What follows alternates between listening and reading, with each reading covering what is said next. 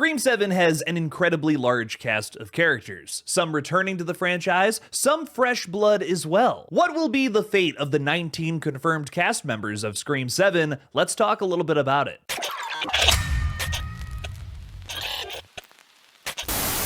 Alright, ladies and gentlemen, let's get into business. Unfortunately, we don't have any funny tier names today like a lot of the other videos where we've done tier lists on this page, but we have some really interesting categories to go over nonetheless. Our top tier here, survive. They survived the movie. Die. They die. They're the Ghostface if they're in Ghosty. I wanted to make this Ghostface, but watch what happens when I do this. So I type it and then the E goes on the bottom. It's not Ghostfac E. I don't like that. Man, my ADHD is going nuts right now. Next up is flashbacks, so maybe characters who are dead coming back to potentially be in flashbacks, and then of course, characters who are coming back just to be used as AI voices. Cracking into this list here, we have Anna Camp to start off. I wanted to get this one out of the way, because I feel like we have talked to death about Anna Camp. I believe she's definitely going to be playing Leslie Mocker, Stu's sister, and I think she's our lead Ghostface this time around. So let's just, we've talked about that enough if you've seen any of the other videos or live streams on this page. Asa GERMANN is another one where I feel like a lot of people have theories regarding this fella. He's somebody who has a ghost face look about him. He kind of has that Michael Fassbender thing going on where he's a little too perfect that it's scary. But if I'm being honest, I think this guy is a red herring. So I think he's gonna die. He's gonna be like our Liv of this movie. Instead of Amber Freeman shooting him in the face, I think Anna Camp is gonna stick a knife in his neck. Next up, we have Celeste O'Connor. We literally see this character die in the trailer, dude. There's no way her getting tackled by Ghostface doesn't result in a brutal death. 100% thinking that bar sequence that she's getting chased around in, I think that's gonna lead to her ultimate demise. Dewey Riley, our first legacy character, how is he being utilized in this film? Unfortunately, I really think it's gonna be an AI voice, and this is gonna be probably a big criticism of mine regarding Scream 7, unless they find a way to subvert this, of course. But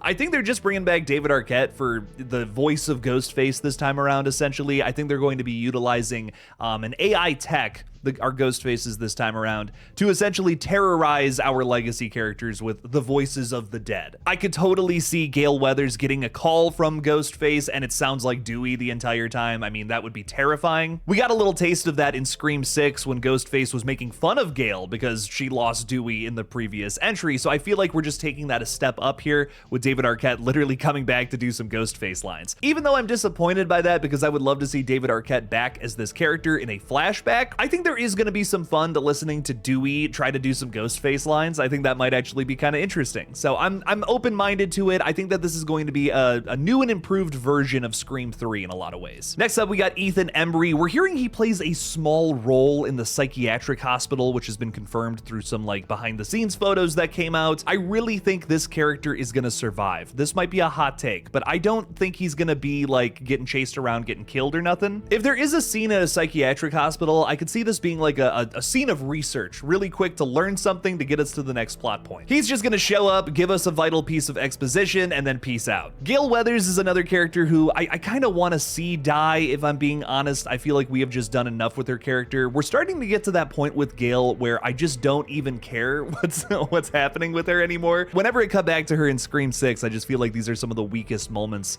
of that entire film, unfortunately, which I think sucks because this used to be one of my favorite Scream characters. I loved what they were doing with her, especially in Screams 1 and 2. I think I kind of want this character to die, but with this movie still having that feel of, hey, we're starting anew with the legacy characters. We're gonna give you a brand new story with them. I could see them keeping her alive for now, to potentially kill her once an arc is completed once again. But maybe this is an opportunity to actually do something fresh with the character that we haven't done before, and instead of spinning our wheels, actually going somewhere. Jimmy Tatro, so unbelievably dead after what we saw of what I believe is the opening scene in the new film where Stu's house burns down. I think this is 100% our opening kill, one of them, I should say. So Jimmy Tatro, definitely dead, body burning in that huge fire that we're gonna get to kick this one off. Joel McHale is Mark Evans, Sydney's husband. I think dead meat, honestly. I think we once again saw this character die in the trailer. We see him getting tackled by Ghostface and then stabbed in the neck a whole bunch, spewing up a bunch of blood into a plastic bag. And I think there's an argument to say, well, what if that's a cut? What if that's not really him? I think there's no way it's not him, if I'm being totally honest. I don't mind this though. I've made the point many times that I just don't see Joel McHale and Neve Campbell having a lot of chemistry, and it's not that I think either is a bad performer by any means, but when I see that face, when I see Joel McHale, I think Jeff Winger. I think the shitty asshole boss that keeps perving on Mila Kunis in Ted. I don't see this character being a faithful, loyal husband to SIDNEY Prescott, which is what she needs, which is who would be her husband after everything she's gone through. If this character is only in the movie for like the first half and dies, I think that's just going to give more weight to this story, and I think will be for the better. No offense to Joel McHale, I just feel like this is a bit of a miscast. Again, this is not me saying I dislike any of the performers. I just think visually this is not going to work for an audience that is so familiar with Community and Ted and the hundreds of other assholery roles that Joel McHale is known for. This is probably my biggest hot take of the whole video. Mason Gooding as Chad, I think, is going to die, and this bums me out, dude. It does. But based on the trailer, we're getting a lot of coverage of Mindy, specifically from the Meeks Martin twins. And I think they're doing that on purpose to make you think that Mindy's going to die, but this is a big misdirection. I think there's always misdirection in these Scream trailers. I know a lot of people want to, complain about Screams 5 and 6 for being predictable, but they did do a lot of work in the marketing to try to keep those secrets safe until the movie actually released. Keep it secret. Keep it safe. For instance, in the Scream 5 trailer, they made it look like Jenna Ortega actually just dies in the opening scene. That, of course, doesn't happen. Scream 6, it made it seem like Laura Crane was the opening kill of the movie, when there was really so much more to it than just that. We got 2 Ghostface reveals within the first 10 minutes of that one. So with this movie, I feel like they're trying to do some misdirection as well. I don't know, we're gonna talk about Stu in a second here, but in terms of getting an emotional death, I feel like 7 is gonna have to deliver on that. 6, one of the biggest criticisms of that film was that we didn't really get too many kills that had some weight to them. Like, a lot of the deaths were, background characters that were just getting stabbed and offed, and that was it. We were moving past it real quick. I think this movie is absolutely going to have an emotional death, and a character that I think a lot of the fan base, especially the newer people, have latched onto is Chad. This one's gonna hurt, ladies and gentlemen. I want Scream to make me feel things, damn it, and this will make me cry. Just like how I'm going to bawl my eyes out when fucking Steve dies in Stranger Things Season 5. Getting back to this though, we got McKenna Grace up next. I definitely think she's a Ghostface, way too big of a star not to be, in my opinion, or to not play a vital role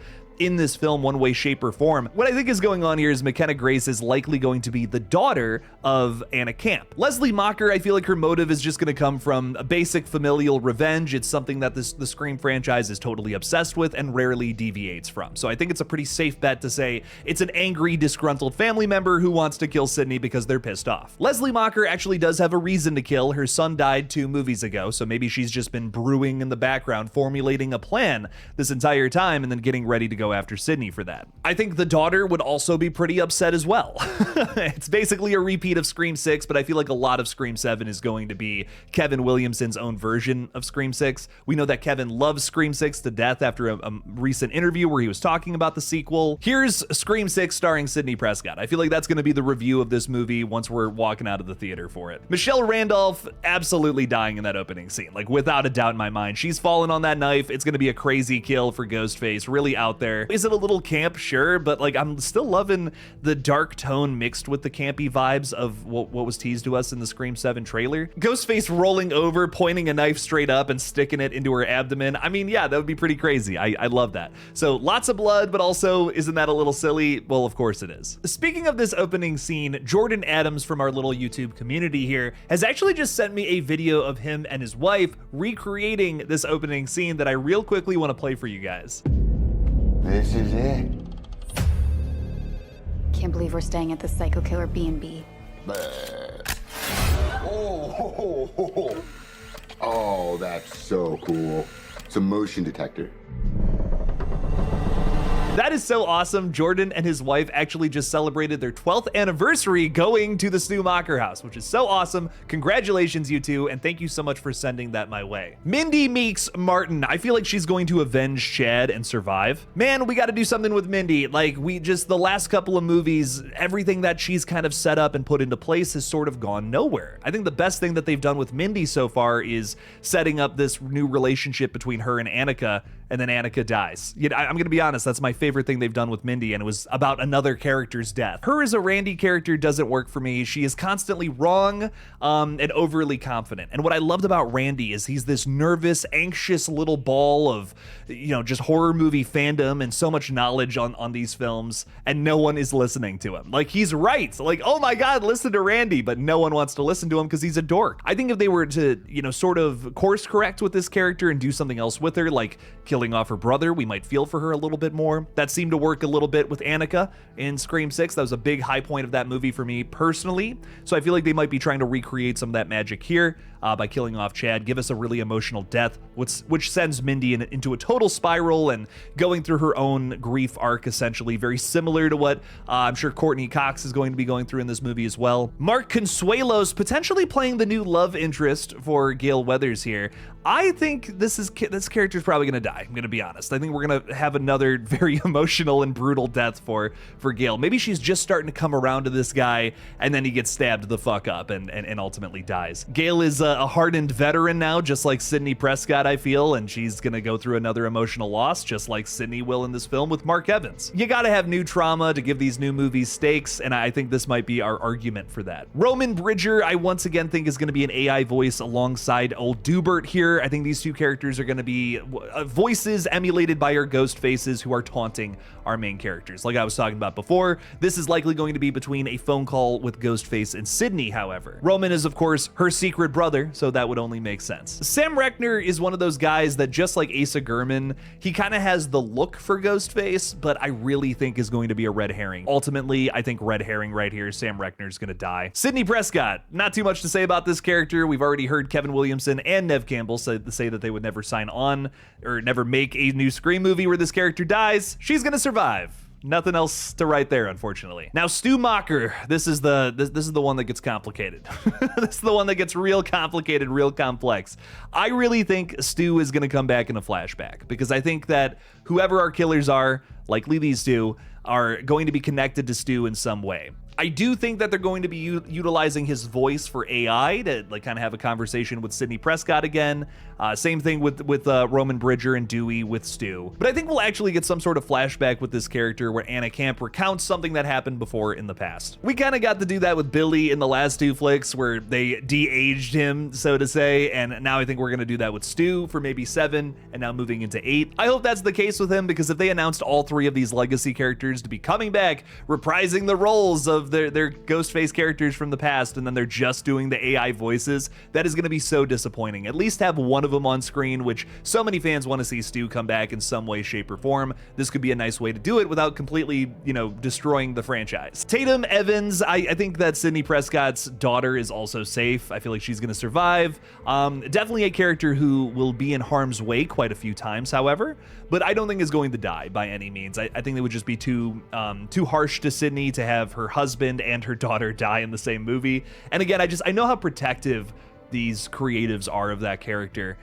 You got to have some sort of extension of her survive in this movie. I want to be a fighter like you. That whole line delivery, I feel like, comes from the fact that she's dealing with the loss of her father now. You know, this is not only is Ghostface coming after her, but Ghostface has taken something away from her now. I feel like that could really motivate this character to step up and be the fighter that her mom is, essentially. I don't know. I think that might be kind of cool. Might be a way to push this character into full final girl territory. I'm gonna be honest, I don't even remember his name. Tim Simmons, is that what it is?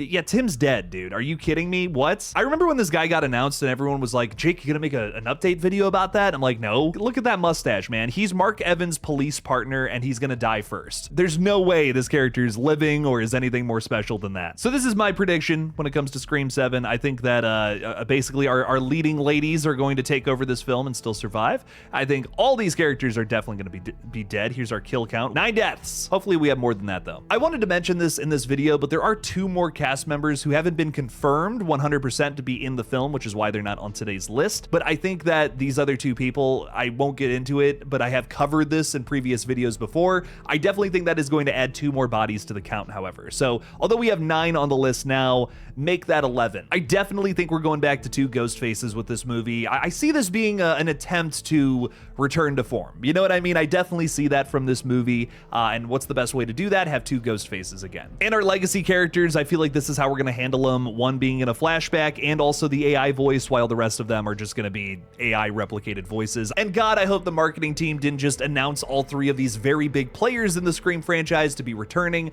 just to put butts in seats, essentially. If they're literally just lending their voices to this film, well, guess what? Most of the Scream sequels have had previous dead members come back to do voice roles. Scream 5, Scream 3 especially. This is really no different than that. What are you predicting is going to happen to all of these characters? Let me know down in the comments below. Thank you all for watching. Please subscribe, and as always, don't forget to kill it out there, y'all.